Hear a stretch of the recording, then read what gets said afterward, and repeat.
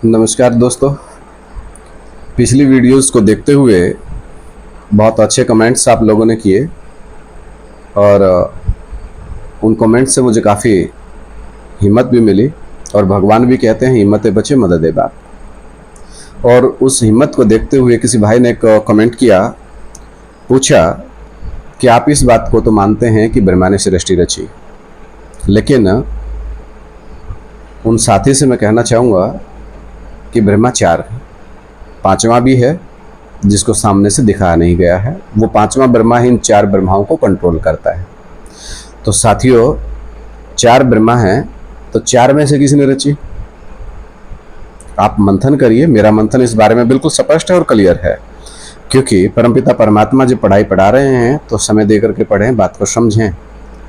और कौन कहाँ तक समझेगा?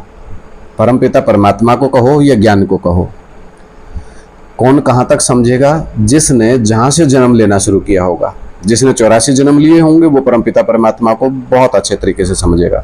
जिसने 83 लिए होंगे वो थोड़ा सा कम समझेगा। 82 जन्म लिए होंगे वो उससे कम समझेगा, क्योंकि वो तो अजन्मा है, अविनाशी है। अजन्मा और अविनाशी का मतलब आप उल्टा मत उठाइए। आप भी अजन्मे हैं, हम सब अजन्मे हैं, क्योंकि जन्म आत्मा का नहीं होता है, जन्म शरीर का होता है। तो वो ऐसा व्यक्तित्व है जो कभी भी उसका शरीर भी खत्म नहीं होता। मेन बात समझने की ये है।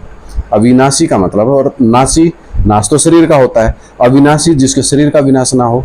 एक तो ये बात समझ रहे हैं। शायद मुद्दे से इधर चला गया हूँ थोड़ा सा समझाने के लिए, लेकिन कोशिश करें जानने की। कौन से ब्रह्मा ने सृष्टि रची? चार ब्रह्मा हैं। अब अगर इस बात को गहराई से समझने की हिम्मत आप रखते हो, 84 जन्म लेने वाले हो, 82 83, तभी समझ आ सकती है कि अगर पहली बात तो ब्रह्मा के हाथ में वेद शास्त्र दिखाए जाते हैं। वेद माना विद माना जानकारी, यानी कि उन वेद के अंदर जानकारी दी हुई है परमपिता परमात्मा की। लेकिन आज तक इस दुनिया में हजारों सालों से वेद शास्त्र पढ़े गए, किसी ने भगवान की जानकारी दी? तो गीता में तो यही लिखा है कि परमपिता परमात्मा जब आते हैं तो वही वेद शास्त्रों का सार निकाल करके हमें समझाते हैं कि सच्चाई क्या है। तो साथियों, सच्चाई को जानने के लिए तो हमें परमपिता परमात्मा को ही पहचानना पड़ेगा। तो उस भाई का सवाल का जवाब क्लियर हो रहा है कि ब्रह्मा चार हैं, चार में से बताओ किसने सृष्टि रची?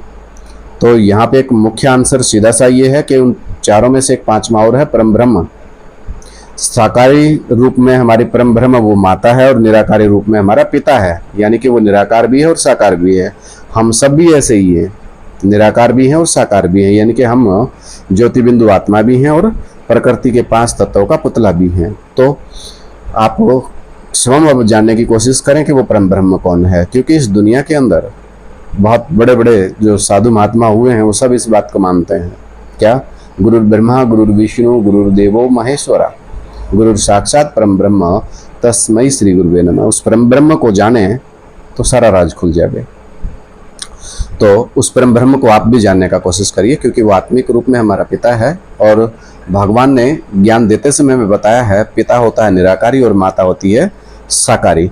तो वो पिताओं में सबसे बड़ा पिता भी है और माताओं में सबसे बड़ी माता भी है। आप इस बात को समझो।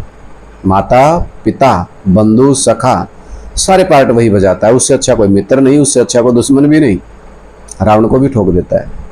तो साथियों, आज का जो क्वेश्चन भाई ने पूछा था उसका आंसर के माध्यम से आप भी इस बात पर मनन चिंतन मंथन करें कि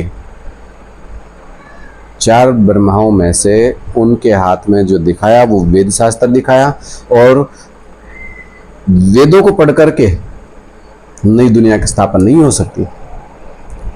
नई दुनिया स्थापन करने के लिए गीता ज्ञान चाहिए। तो गीता ज्ञान किसने दिया? गीता ज्ञान दाता शिव बाबा, शिव नहीं, शिव बाबा, परमपिता परमात्मा। 2 उपाधियां हैं उसके पास, परम पिता भी है और परम आत्मा भी है। पिता परमात्मा तो हम सब आत्माओं में सबसे मुख्य। परम शब्द जहां पर लग जावे इसका मतलब दूसरों से तुलना कर दी। परम का मतलब दूसरों से ऊपर, सुप्रीम। क्या कहते हो? Supreme soul. सुप्रीम सोल का मतलब दूसरों के ऊपर उसकी सुप्रीमेसी है। परम पिता, परम का मतलब पिता तो और भी हैं, लेकिन उनसे अव्वल दर्जे का, उससे अल्लाह अव्वल दीन, उच्च से उच्च धर्म की स्थापना करने वाला अल्लाह अव्वल दीन है वो। तो शिव धर्म स्थापन करता है? अब आप कहेंगे नहीं। तो सनातन धर्म किसने स्थापन किया फिर? शिव ने या शिव बाबा ने? तो समझने की बात है, थोड़ा सा प्रयत्न करें, कोशिश करें तो बात समझी जा सकती है। हमने भी कोशिश किया, दिन रात दिया, आत्म मंथन किया, चिंतन किया उन बातों का कि भाई सच्चाई क्या है।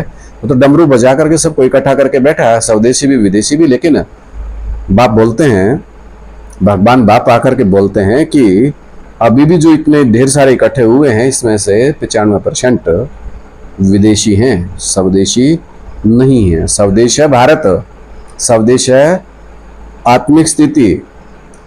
सबसे पहले आदमी किसको प्यार करता है? अपने शरीर को, उसके बाद आत्मा को करके देखो। आप भी तो पुरुष प्रकृति का मेल हैं। तो साथियों, इस वीडियो के द्वारा उस भाई को भी आंसर पहुंचे और आप भी इस बात का मनन चिंतन मंथन करें कि कौन से ब्रह्मा ने सृष्टि रची? ब्रह्मा ने सृष्टि नहीं रची। परम ब्रह्म जो निराकार और 100% साकार का जो शिवलिंग की यादगार है। सत्यता तो ये है कि वो शिवलिंग है, परमपिता परमात्मा का प्रैक्टिकल स्वरूप। वो इस सृष्टि का रचयिता है, ब्रह्मा इस सृष्टि का रचयिता नहीं है। तो उस भाई ने फिर कहा कि आप इस बात को मानते हैं कि परमपिता परमात्मा ने ब्रह्मा द्वारा? अरे ब्रह्मा द्वारा नहीं, जब वो साक्षात आया हुआ है तो द्वारा क्या? ब्रह्मा गीता ज्ञान दाता नहीं है। ब्रह्मा ने तो जो भगवान ने गीता का ज्ञान दिया था उसमें से 4 वेद और चारों ने अलग अलग 4 वेद निकाल दिए। 4 वेदों से फिर 18 पुराण निकल गए, फिर शतपथ ब्राह्मण, फिर आरण्यक, यानी कि बात बढ़ती ही चली गई। सार से इतने विस्तार में चले गए कि अब सारे समझ नहीं आ रहा है। तो उस सार को जानने का प्रयत्न करना है। सार में टिकेंगे तो शांति धाम, विस्तार में जाएंगे तो आगे त्रेता द्वापर और कलयुग आता चला जाएगा।